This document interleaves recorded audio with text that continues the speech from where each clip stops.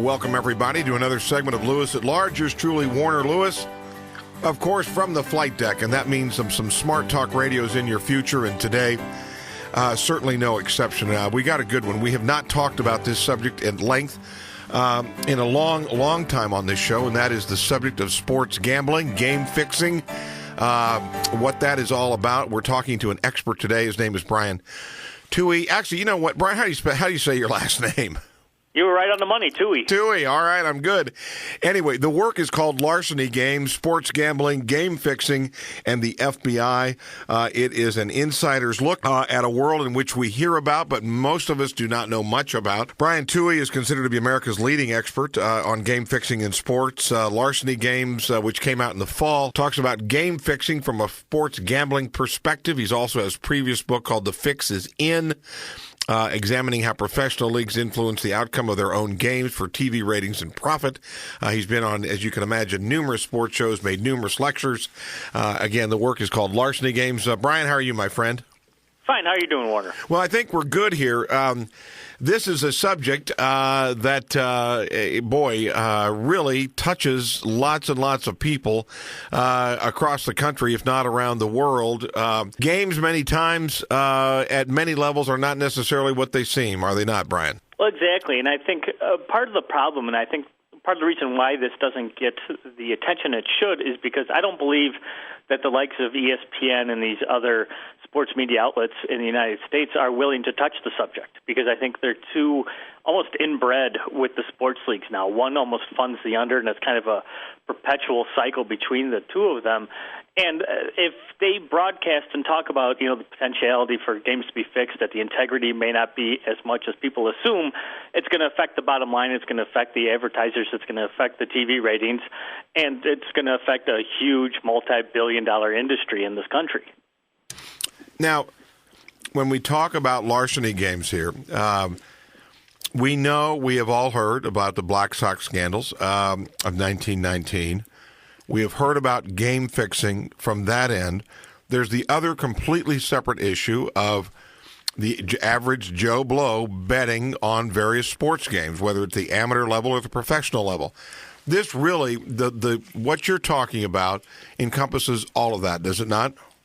Exactly, because, like you said, most people know about the Black Sox scandal, and it was almost 100 years ago now. And Major League Baseball says, well, nothing's happened in our sport since then. And the NFL has said, we've never had a game ever influenced by gamblers or organized crime ever in our entire history.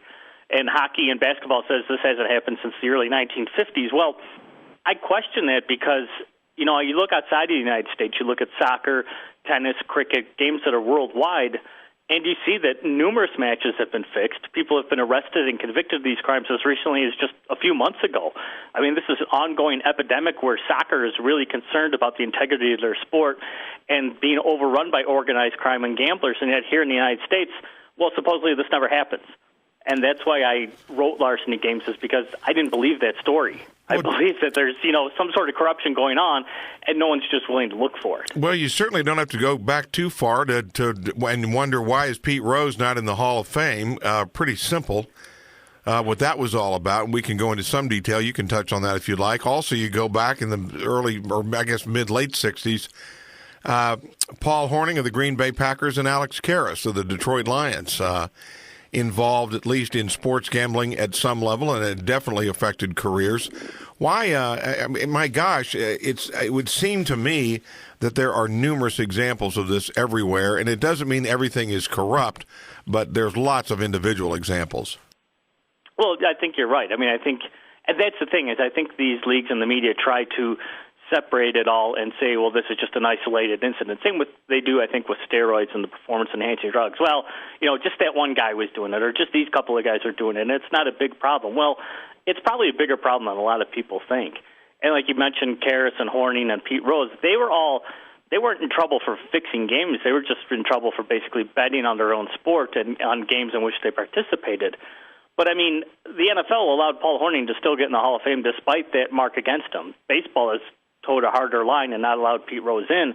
And I think that's the correct line to take, because even though Rose was supposedly just betting on the Reds, and Major League Baseball actually had evidence that that wasn't true, but besides that case, the fact with Rose is even if he's betting on his own team to win, he was manipulating those games on which he bet on the Reds and he was using up his bullpen more than he should have, and he was making managerial decisions based on his bets and needing to win those games. And other games he didn't bet upon in which he was participating, well, it was a clear sign to the bookies he was working with that, the manager didn't think the team was going to win, so maybe we should bet against them. So, I mean, there's a lot going on within even those small cases that need to be re-examined, I think. What about, and again, we're kind of diving right into some specifics here, but why not? What about also recently the role of NBA officials and their gambling, their economic interest in the outcome of games? Well, that was an interesting case as well, the case of Tim Donaghy, which just happened a few years ago. And same thing with Donaghy. Donaghy was supposedly betting on basketball games in which he officiated, but he never got arrested nor convicted for fixing a game. He was just supposedly giving off inside information. And I think the problem with that case as well, and it shows what the problem is with game fixing in general, is that to prove that someone indeed fixed a game or shaved points is a very difficult thing to do. And it's one of the reasons the FBI basically stopped investigating for it, because they could have information ahead of time. They could have information, and I've seen this in the files that I talk about in larceny games, where they suspected a gambler or organized crime member was working with a certain player or referee, and they would know ahead of time, hey, this game's going to go this way. And indeed, that game would go exactly the way the gambler needed it to, but that didn't mean the game was certainly fixed. To get a conviction, to get even an arrest, they needed like a confession or they needed to catch somebody on the wiretap, and that was a very, very hard thing to do. And that shows with the Donaghy cases, not everybody, but most people in Las Vegas are pretty certain even that Donaghy was indeed fixing games, because why wouldn't you bet on the games you officiated if you're not going to fix them, if you're not going to influence and ensure you win your bet? What's the point? So, but they couldn't get a conviction on them. And that's the problem, is they didn't have correct, clean, clear, concise evidence that he did and fixed the game. And that's the problem with this, is it's really hard to prove that somebody did this. If you just joined us, yours truly, Warner Lewis, from the flight deck of Lewis at Large Radio, each and every week, Smart Talk Radio for sure. In this segment, we're talking of larceny games, sports gambling, game fixing, and the FBI with Brian Tuohy, one of America's leading gambling experts. Brian, here's one. Sports gambling. And we're not talking now about the players or the officials. We're talking about the general public. Their ability to gamble on sports games, sports of any kind, virtually any event, anywhere, anytime. It used to be runners, so to speak, people running numbers and people running bookies at the local level. Then you've got it in Las Vegas and some limited other places. And now you have, obviously, around the world, worldwide, offshore betting places and websites where you can do all kinds of sports gambling. This activity does not seem anywhere near being abated, let alone controlled. Oh, you're exactly right. I mean, and the funny thing is that, to me, is that a lot of outlets, the ESPN and some of these other media outlets, will openly discuss the betting lines in some of these games. I mean, that's been the big thing since the Super Bowl was confirmed between the Broncos and the Seahawks. Is what's the betting line? What are all the prop bets? What can I put my money on? Well, people forget it's illegal to do that in the United States outside of Delaware, Nevada, Wyoming, and Oregon. You can't bet on sports. And in fact, Nevada is the only place you can bet on a single game sport like the Super Bowl and all those prop bets. So why is everybody talking about this if nobody can bet on it? Well, the fact is everybody's betting on it because they're betting through bookies. Like you said, they're betting offshore. They're betting around the world on these things, but they're breaking the law.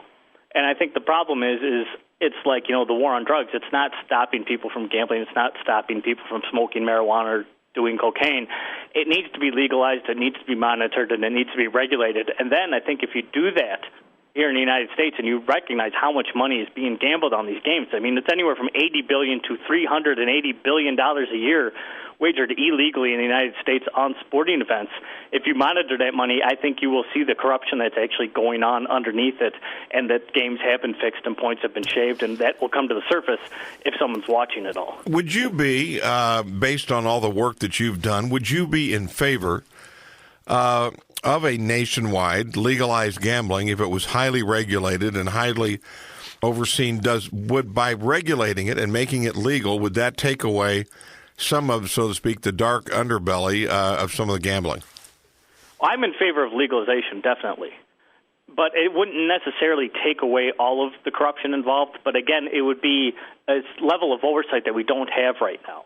Because if you look at Europe and you look at soccer and tennis and the matches that have been fixed there, the reason a lot of it is known is because of the legalized sports gambling over there. And those entities that are like the sports books in Las Vegas, they watch everything that's going on. They watch all the betting, all the in-game betting, and when something strange occurs, they flag it.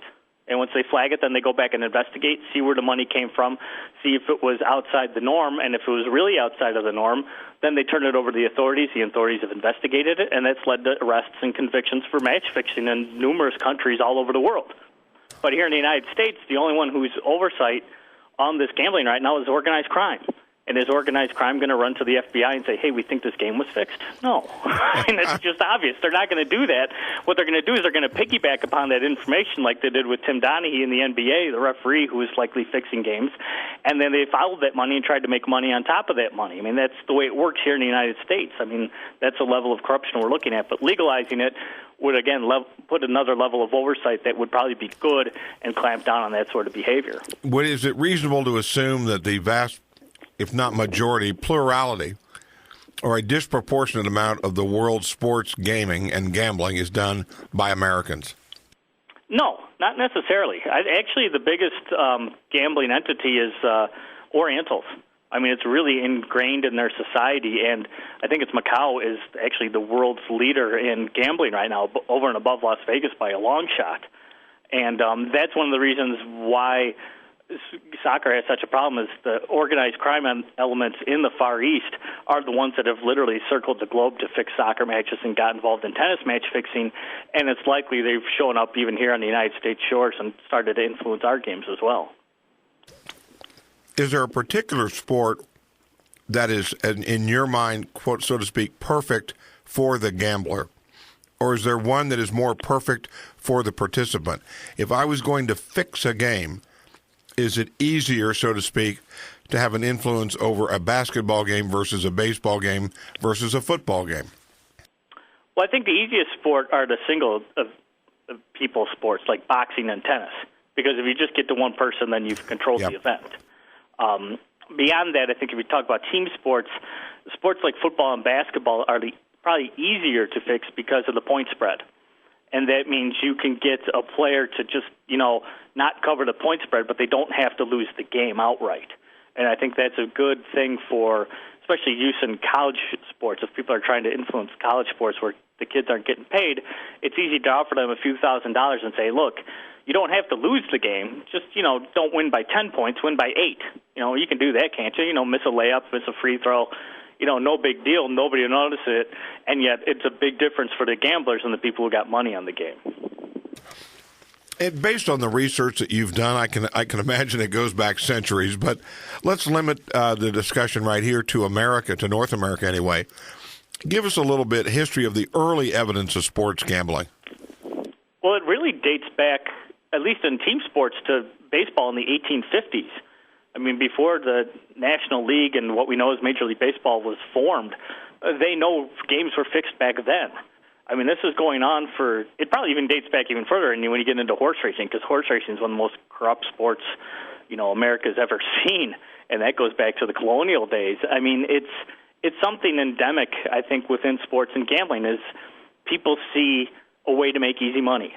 And it's the same in a lot of things. It's the same in the stock market and a lot of the business world. You see corruption there because there's so much money involved. And I think that's the same here. As we know, games have been fixed in baseball from the 1850s, at least through 1919 for sure. And that involved numerous Hall of Fame players, guys who should be out of the Hall of Fame but are still in the Hall of Fame. And I think it crept into, obviously, basketball and football and all the other sports as they came about. Brian, what is the law enforcement, the FBI and others, the investigative agencies, are they very, very proactive in investigating this and seeking it out, or are they basically reactive? They're reactive now, but it wasn't always that way. In 1964, the federal government passed a law called the Sports Bribery Act, and that basically made it a federal crime for someone to bribe a coach, a referee, a player to alter the outcome of a sporting event. And when they passed it, it became the FBI's responsibility to investigate it. And they actually set up a network of sources and informants all across the United States that would feed them information. And much of the files and things that I found for larceny games came out of that. And through the 60s, the 70s, and into the 80s, they were really proactive in searching out this information and following these leads, and it led to, several investigations, which I detail in the book. But once the 80s came about, Reagan tasked the FBI with fighting the war on drugs, and that network of sources and informants really started to fall apart. So the FBI kind of said, look, we're not getting arrests, we're not getting convictions on this. We're pretty sure it's still going on, but it's become kind of almost a waste of our time.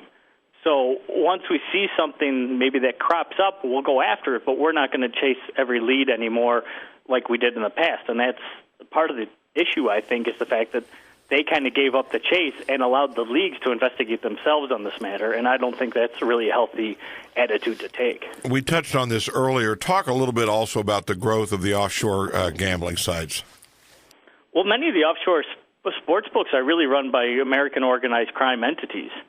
And they went offshore because they found a legal loophole once the Internet came about where, they don't have to be based in the United States, but they could still draw the United States gamblers and get their money and just, keep that cycle going, but keep it offshore where the feds can't reach them. Because the only thing the FBI really goes after is the bookmakers. There's really never been gamblers, even big-time gamblers, arrested for breaking the law in terms of gambling on sports, despite its illegality. So that's why so many people can bet on sports and not get in trouble. The bookmakers are the ones who have to worry about it, and that's why they moved offshore, is to stay outside the federal government's reach. Again, we're talking to Brian Tuohy. The show is Lewis at Large. Yours truly, Warner Lewis from the Flight Deck, and we're talking about sports gambling, game fixing, and the law. The work is called Larceny Games. Brian, again, with the proliferation of offshore, with the proliferation of more and more states, it's just beginning, but allowing sports gambling, Vegas, of course, is well known. This activity is undoubtedly going to grow and grow and grow. And what I'm wondering is, what is on tap, either legislative wise, to either legalize it, and are they throwing their hands up and saying, look, we certainly can't control it, we might as well benefit from it, tax it, etc. What do you see the future here? I think someday it will be legalized. Well, not necessarily legalized nationwide, but every state will have the ability to legalize it if they wish to do so.